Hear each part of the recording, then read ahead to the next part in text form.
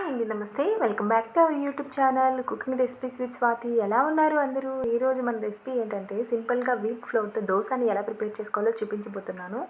ఇంట్లో ఉన్న ఇంగ్రీడియంట్స్తో సింపుల్గా చేసేసుకోవచ్చు. ముందుగా ఒక బౌల్ తీసుకొని 1 కప్ వరకు గోధుమ పిండిని యాడ్ చేసుకోండి. అలాగే కొంచెం సాల్ట్ని, అలాగే 1/2 టేబుల్ స్పూన్ వంట సోడాని, మీకు షుగర్ నచ్చితే షుగర్ని యాడ్ చేసుకోండి. షుగర్ యాడ్ చేసుకోవడం వల్ల టేస్ట్ అయితే వేరే లెవెల్లో ఉంటుంది. అసలు చట్నీ కూడా అవసరం ఉండదు, సింపుల్గా అయిపోతుంది.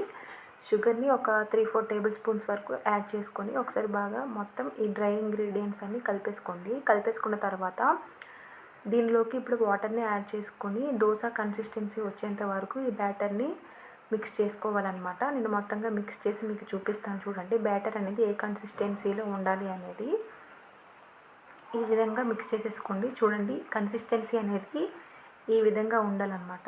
ఇది ఒక 10 మినిట్స్ పక్కన పెట్టేసుకోండి. 10 మినిట్స్ తర్వాత ఒక ప్యాన్ని పెట్టుకొని, దోశ ప్యాన్ని పెట్టుకొని ఇలా ఆయిల్ని గ్రీస్ చేసేసుకొని కొంచెం వాటర్ని ఇలా స్ప్రింకిల్ చేసుకోండి.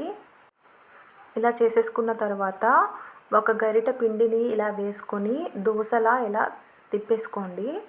తిప్పేసుకున్న తర్వాత ఒక పక్క బాగా హీట్ అయిన తర్వాత వేరే పక్కకి తిప్పేసుకోండి. అంతే, సింపుల్గా ఈజీగా అయిపోతుంది.